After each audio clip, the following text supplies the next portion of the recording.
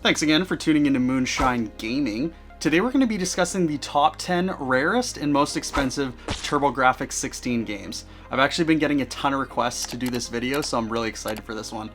So as a lot of you guys probably know, the Turbografx did not sell very well at all. Only about 2.5 million units in the States and 10 million units worldwide. So most, if not all, of the Turbografx games are actually pretty obscure and rare, but we'll be talking about the rarest of the bunch.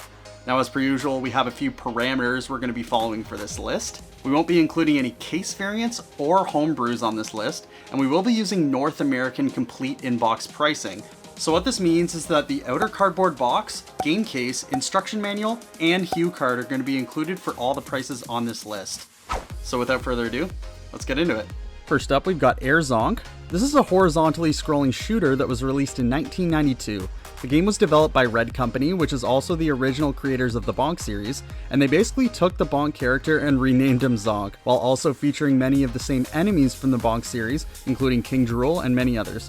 There are no complaints here with the graphics. Like the Bonk series, everything is very colorful and the sprites are drawn beautifully. The music and sound effects are decent enough and complement the game well, and the action is thick and fast with no signs of slowdown or flickering. The game doesn't take itself too seriously, which makes it a perfect game to just pick up and play. It's pretty short though, and not too punishing, even on the harder difficulty settings. This is a nice change from the grueling difficulty of many other shooters, and could be a good game for beginners of this genre to check out. There's lots of variety in the weapons available in Zonk. In addition to that, there are also power-ups. One nice touch is a second character, which you can pick up and merge into Super Zonk. These secondary characters include an anthropomorphic gumball machine, a mummy, and more. The only criticism with the game would be its lack of replayability. The game's put together amazingly, but once completed, there isn't really too much to go back for. This is a minor flaw for an otherwise fantastic game. The current market value of this game is $305.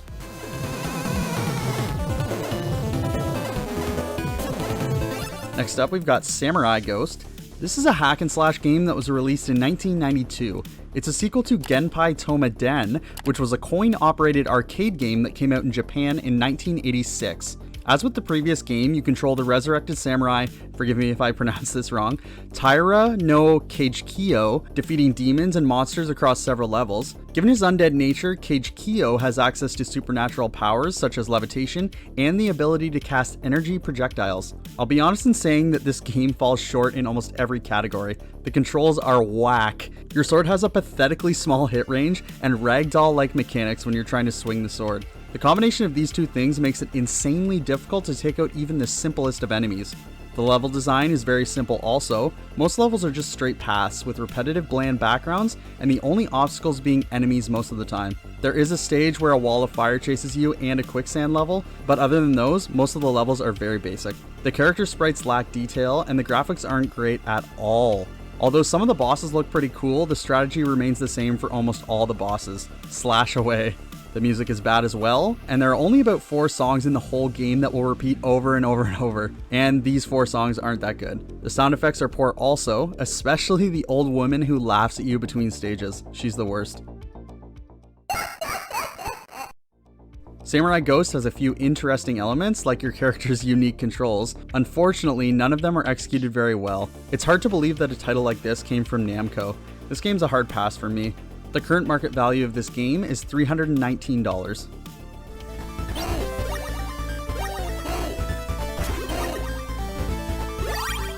Next up, we've got Jackie Chan's Action Kung Fu.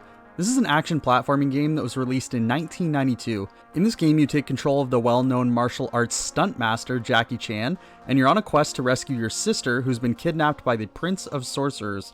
Side note, this game was also released on the NES in 1990, but doesn't sound or look nearly as good as the Turbografx 16 version. Throughout the game, the player can pick up power-ups that allows the player to do a special type of attack. Jackie's also able to charge a special beam-like attack, although it can only be used up to 5 times. If the player dies, all the orbs and power-ups are lost and must be gained again, and the player only has 1 life in the game, but may continue up to 5 times initially. Extra continues may be earned through bonus stages throughout the game. The game moves along at a perfect pace and builds up to an intense last level and final confrontation. The only drawback is that it all has to end so soon. It only has 5 levels. But while a few more levels would have been more than welcome, Jackie Chan's Action Kung Fu does all that you could ask for of a 2D platformer. The scenes are engaging, the music stays with you, and the difficulty curve is ideal.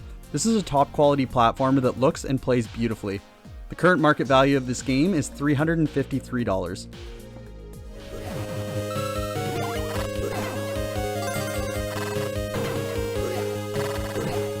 Next up, we've got Shockman. This is an action platforming game that was released in 1992. Shockman's actually the second game in the Japanese Spibenman series. I have no idea if I pronounced that correctly. The first title never saw the light of day outside of Japan, sadly, but it's basically a fun platform action game along the same lines as Mega Man. Its sequel, Bomberman II, was released in North America as Shockman, and although graphically it's a big step up from the first title, on a whole it is a weaker game, casting aside many of the neat ideas that made the first game so much fun to play. Shockman puts you in the shoes of one of two selectable heroes, Arnold or Sonya. They're both young, happy-go-lucky kids who happen to be cyborgs and moonlight as robotic superheroes. There's also the added ability to play two-player co-op, with you and a friend controlling both Arnold and Sonya simultaneously. The premise of a Mega Man-esque action experience with two players active at once is intriguing, but quickly drowned out by the lack of creativity in each of the game's other areas. Enemy design is kinda boring, you face off against faceless foes with little personality, or random organic aliens. Arnold and Sonya's ability are very similar to Mega Man. They can fire small shots or charge their arm cannons to release larger bursts. The controls in this game can feel frustrating. Gamers who love this genre live and die by the ability to precisely guide their on-screen hero. They may be a bit disappointed, as this game's controls are not nearly as smooth as they should be. This isn't a bad game at all, but with the similarities to Mega Man, it's hard not to directly compare the two. It's worth a play for platforming fans, but don't expect the precise controls of the Mega Man series. The current market value of this game is $354.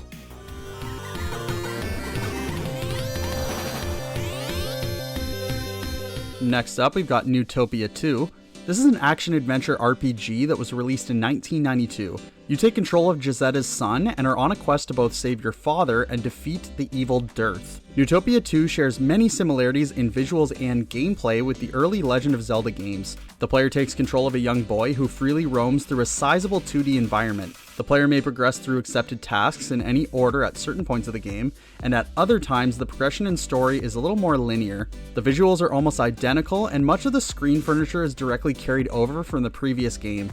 This isn't a terribly bad thing, as the graphics in the first game were pleasing to the eye. It's just a shame that more work wasn't done to make the second installment look even better, as the Turbografx 16 was definitely capable of more attractive visuals. The lack of a save feature is slightly annoying. You'll have to note down a massive password in order to continue progress later. Keep in mind this problem was actually fixed when released on the Virtual Console years later. There's plenty of gameplay to be had here. The main quest is solid, and will keep fans of this genre busy for a few days at least. This should only really be considered if you've played and completed Zelda 3, which is a better game in practically every way. However, if you loved the first Neutopia, which is also excellent, then this game is a must-play.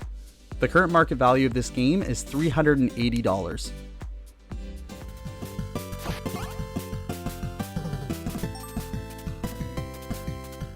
Now for a quick word from the sponsor of this video, Moonshine Gaming.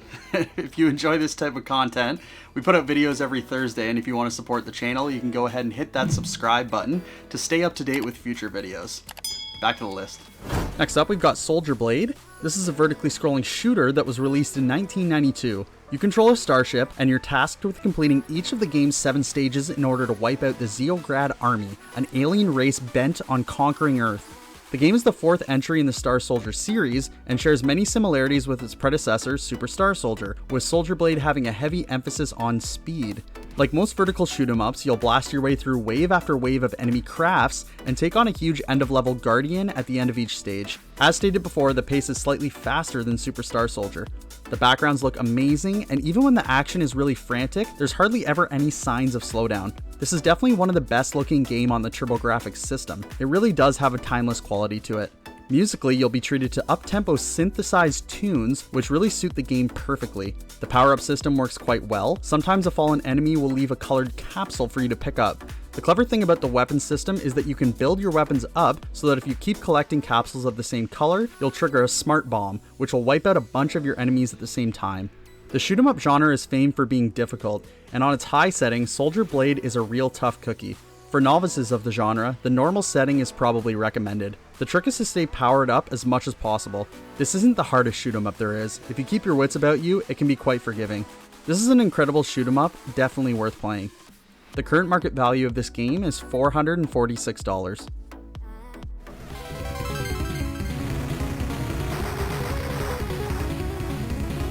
Next up, we've got Bomberman 93. This is an action and multiplayer game that was released in 1993. In the game, Black Bomberman has stolen 7 chips from the Pan-Galactic Bureau's mother computer and scattered them across several planets of the Megalin solar system. You take control of White Bomberman, aka Bomberman, and it's up to you to recover them.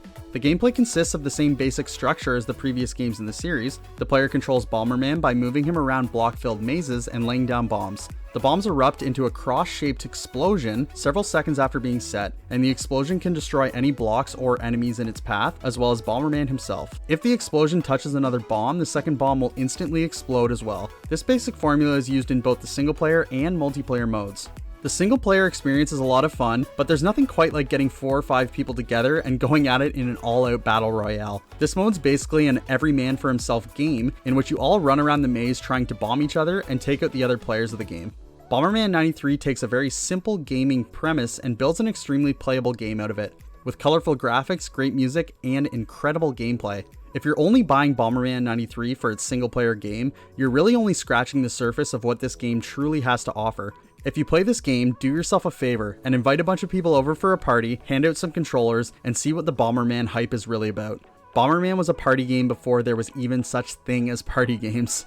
The current market value of this game is $492.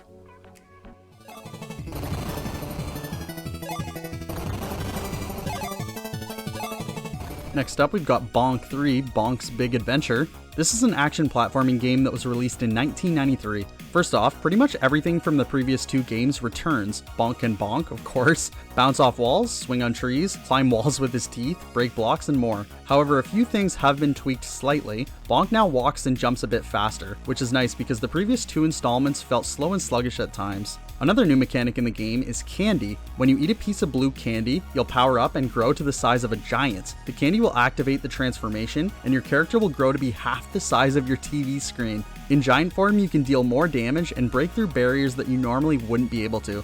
Although this is a great power-up, controlling the giant bonk doesn't feel as fluid as when you're controlling your character at normal size. The game also has some new level elements, such as zip lines to hang onto, sewer pipes to go through, and more. Another big feature is the 2-player mode. You can play with a friend and run around with 2 bonks, which is a ton of fun. You can even stand on each other's heads in order to reach higher places. The music is fantastic. Keep in mind this was one of the last Turbografx 16 games to be released, and it takes full advantage of the sound chip and has some incredibly catchy tunes. This is another fun installment in the Bonk series, and this one's colorful graphics and crisp gameplay make it worth checking out if you're a platforming fan. The current market value of this game is $790.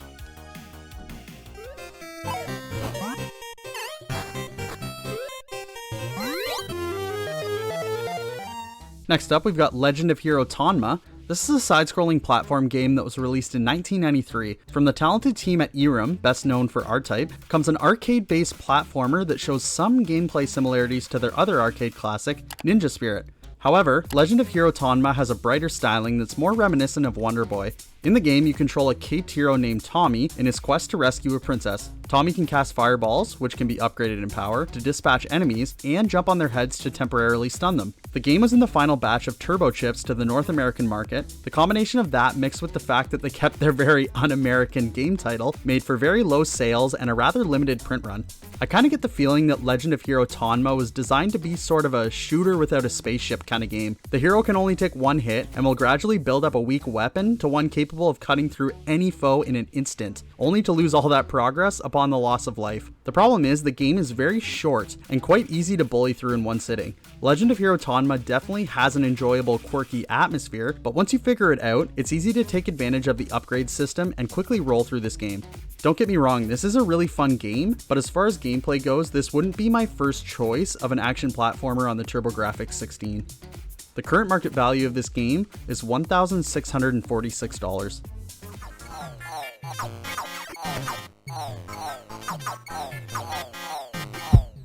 Next up, number 1, Magical Chase. This is a horizontally scrolling shooter that was released in 1993. The game stars a young witch named Ripple, an apprentice who broke a promise she made to her witch teacher by taking a peek inside a forbidden book and freeing 6 demons. Unless she can catch all 6 demons and get them back inside the book, the witch will turn Ripple into a frog. Ripple sets off on her quest with her 2 elf star friends named Topsy and Turvy. There's a total of 6 levels in the game, which can be played on easy, normal, or hard difficulty settings, although only the first 3 levels can be played on the easy difficulty setting.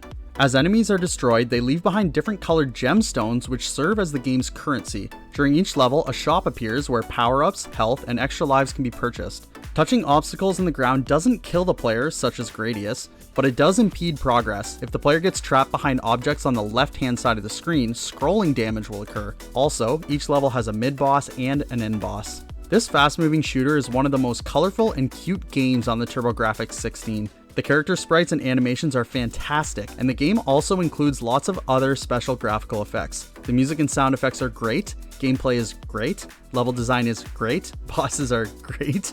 Overall, this is just a really great game. Interestingly enough, there were some graphical changes on the American release of the game compared to the Japan release. Though the gameplay of both regions of the game are almost identical, the graphics received a huge overhaul in the American version. The foregrounds and backgrounds are different, as well as many of the enemies and even the shop. Same game, but very different graphics. It's definitely led to the allure of the American version. The current market value of this game is $7,526.